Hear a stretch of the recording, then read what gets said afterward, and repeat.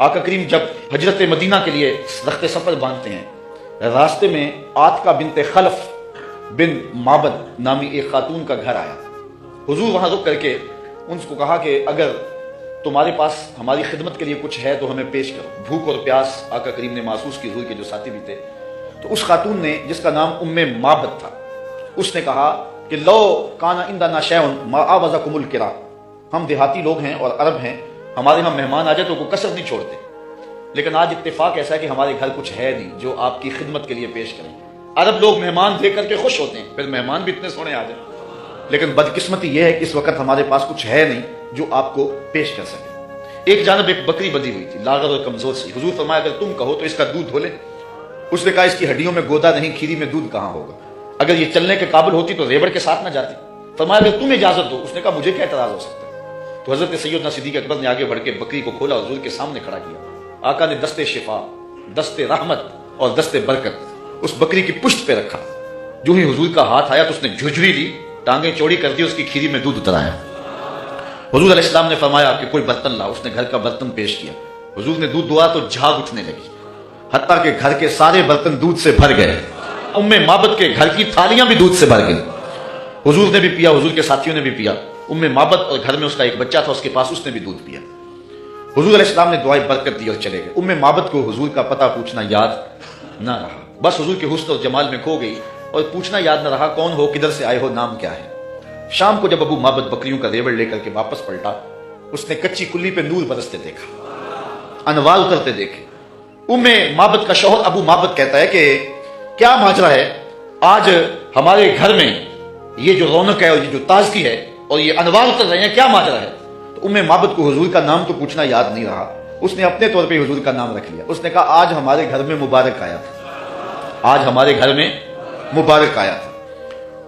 معبد پوچھتا ہے کہ مبارک کیسا تھا جو سارے گھر کو روشن کر گیا، وہ کیسا تھا؟ تو معبد تاصف رسول اللہ صلی اللہ علیہ وسلم، معبد حضور کا حلیہ بیان کرتی کہتی ہے فقالت رأیت رجلا ظاہر البزاق، میں نے ایک ایسا شخص دیکھا ہے کہ جس کا رنگ نکھرا ہوا تھا، جس کا چہرہ چمک رہا تھا۔ اللہ اکبر۔ حدیث بہت طویل ہے۔ کسیم وسیم وفی عینیہ تاج وفی اشفارہ وطف وفی صوتہ سہل احول اکحل ازج اکرن وفی عنقہ سطع وفی لحیتہ کساسہ۔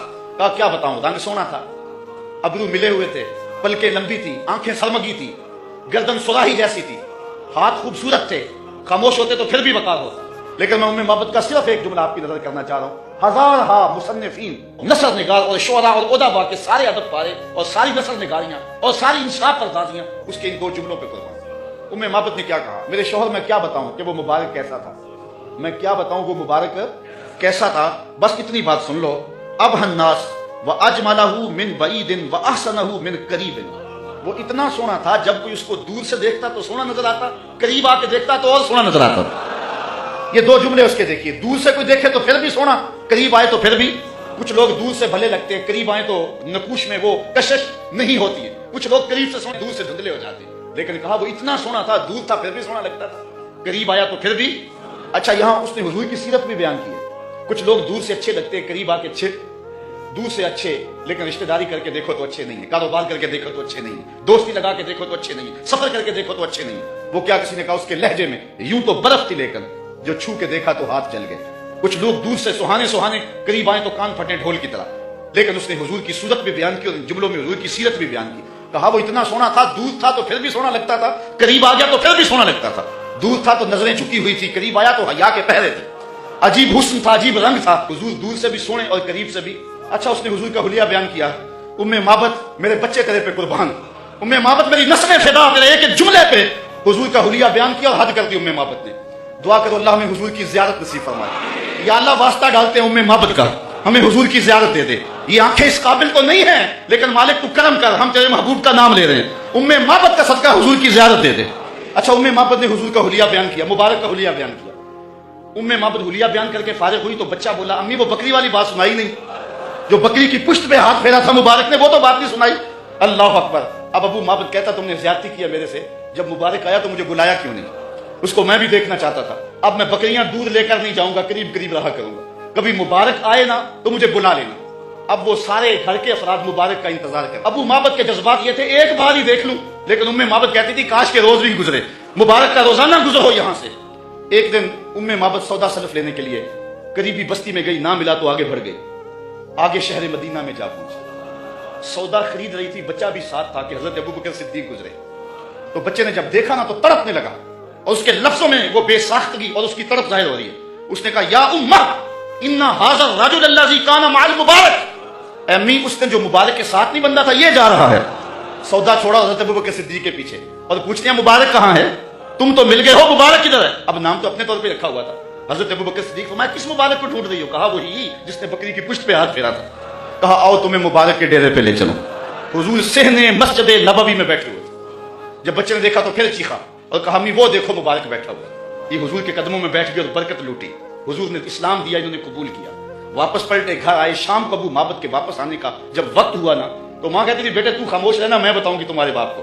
बेटा कहता, नहीं अम्मी, मुबारक के साथी को मैंने देखा था, इसलिए मैंने बताना अब्बू के हम मुबारक को देख आए हैं। शाम को जब अबू माबद आया ना, ये दोनों बताने लगे, वो पहले ही बोल पड़ा। कहा, घर फिर चमक रहा है, मुबारक फिर आया था? उन्होंने कहा, मुबारक तो नहीं आया, हम उसका डेरा देख आए हैं। कहा, किधर रहता है? कहा, जिसे दुनिया मोहम्मद कहती है वही तो मुबारक है। फिर अगले दिन अबू माबद भी हुजूर के कदमों में बैठा हुआ था। वो बकरी उम्मे माबद के पास आम और रिमादा तक जिंदा रही। अहले सियर लिखते हैं कि हजरत उमर के दौर में एक साल आया था जब कहत पड़ा था और दरख्त भी सूख गए थे, जानवरों की छातियां भी खुश्क हो गई थी, कुओं के पानी भी नीचे चले गए थे और भी खुश्क हो गए थे, कहीं से पानी का कोई कतरा नहीं मिलता था। लेकिन उम्मे माबद के डेरे से बकरी का दूध मिल जाता था, क्योंकि हुजूर अलैहिस्सलाम ने इस बकरी पर अपना दस्ते शिफा फेरा था, अपना दस्ते बरकत फेरा था। ये हुजूर अलैहिस्सलाम के हाथ की और हुजूर अलैहिस्सलाम के दस्ते नूर की बरकत है। ये हाथ तो उठ जाए तो चांद के टुकड़े होते हैं, ये हाथ उठ जाए तो सूरज पलट के असर के वक्त पे आता है। अल्लाह अकबर। ये जिधर हाथ हो जाते हैं उधर ही कायनात का निजाम होता है। अल्लाह ताला हमें हुजूर की मोहब्बत नसीब फरमाए।